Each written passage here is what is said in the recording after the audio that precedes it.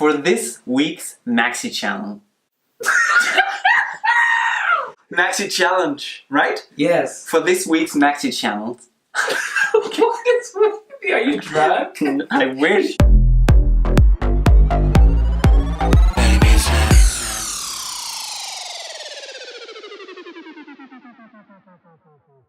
Hi everyone, and welcome to Betty Does yet another RuPaul's Drag Race review, because that's what we need.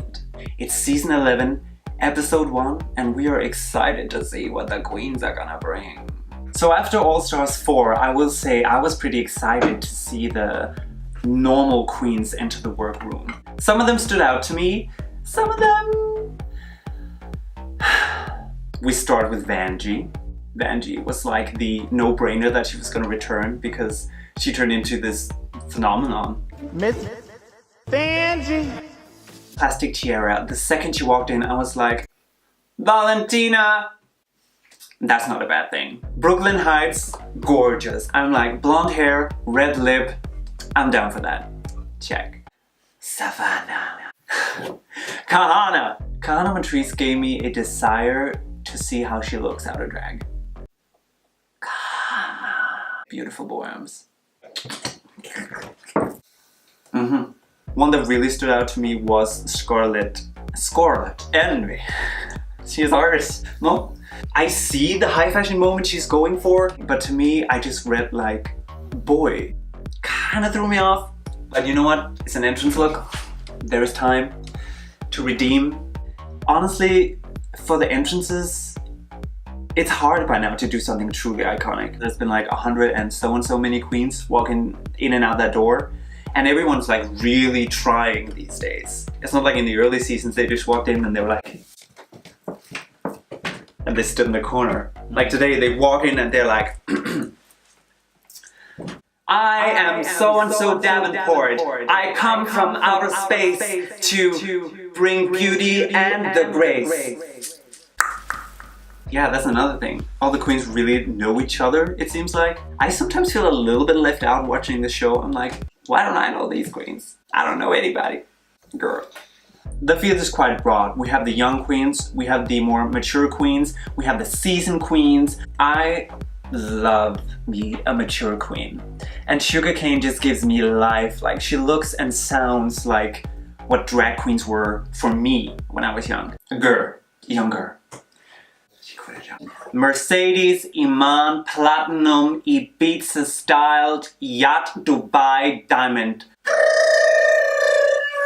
But it's more like a scream, right? That's quite good. Yeah.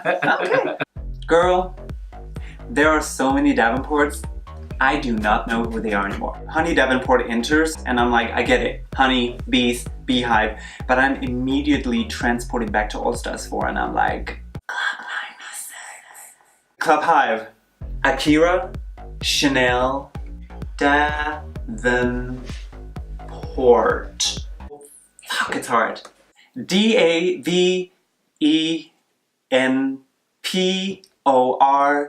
turn around, T. Akira C. Davenport. Evie Oddly. I love me some randomness, really, because you don't know where things are gonna go from there. So she comes in with a little race car, everyone's like, what the fuck? It's great. Unexpected, I'm here for it. Silky Nutmeg Ganache had half a cookie in her boob. Wait, do you say ganache? Grenache. And just Google it with an R. Grenache is one of the most widely planted red wine grape varieties.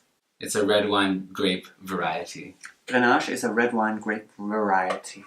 Ariel Versace. Ariel Versace is the Instagram queen. I mean, I like her look. Like, big hair, big shoes, big lashes, big boobs. Sounds like Michelle Visage when she was younger. I'm excited. Raja O'Hara. Raja D, which is Davenport O'Hara. I'm like, words are so hard for me. Raja Davenport O'Hara. Like, there's so many names. Who knows them? Do you know them? I thought you were going to talk about her earrings. I'm going to talk about the fact that she took all the drag queen names already taken. I'm a man. Are you mad? Extra, extra, read all about it. I get Raja's play on words because she was wearing a newspaper dress. Do I like it? I was excited to see Soju. I mean, anyone who brings something different is welcome by me. Yeah, in general, it's always refreshing to see the new queens walk into the workroom and like scramble to get their personalities across. I'm not blown away, but it's okay, because you need to have a level to build from. How do you really feel though? That's 2 nails. For the mini challenge, the girls will be starring and directing their own photo shoot. Bam! With Drag Race royalty. Who's this Sanchez guy? Legendary photographer known for shooting 1, 2, 3 different people. Get back to me when you have a resume, Sanchez. Now, overall, I think it was a fun challenge. It was fun to see some of the queens come back that we know and love. I was excited to see the real Raja walk into the workroom. I was like, ah! Yes, good choice. Some of the standouts for the mini challenge for me were actually Soju. I think that was one of the best pictures we saw at all. And then Banji, of course, it was hilarious that she was so unbothered. Pharamon, get in the back. I'm gonna stand here. I can't talk like her. Ugh.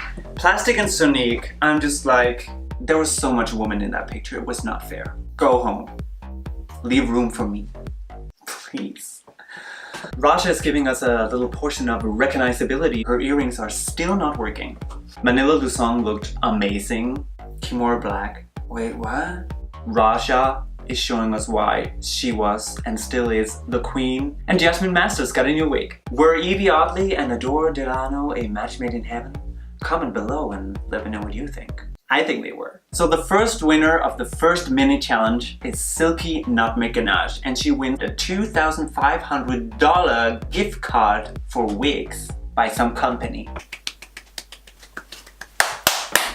Oh my god, the luggage is lost. For the Maxi Challenge, the queens will be creating their own unique legendary looks based on materials found in crates assigned to them. As the winner of the mini challenge, Silky Ganache is the one who gets to assign the crates to the queens. Back in the workroom, the queens are fighting for camera time. Because when there are 15 queens, it's a struggle. I get it.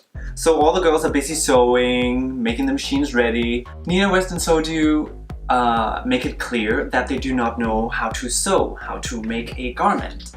It's a little strange. When you've auditioned for RuPaul's Drag Race for 9 years, you know what the show is about. You know the challenges, you know the skills that you need to have to make it to the top. There will be sewing. And if you were here to win, you would have known how to sew when you walked into that workroom. Oh my Lee. Cyrus, dressed as a boy. She has pubes glued all over her face. Every time you start talking, I go crazy.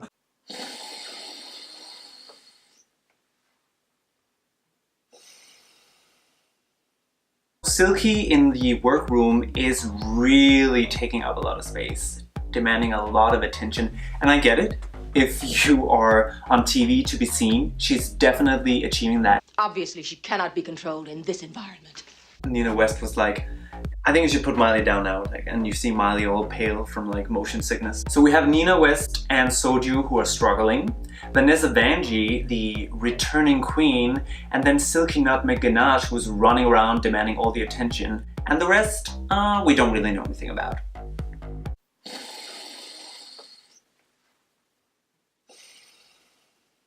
On the main stage, it's time for the main challenge, the runway.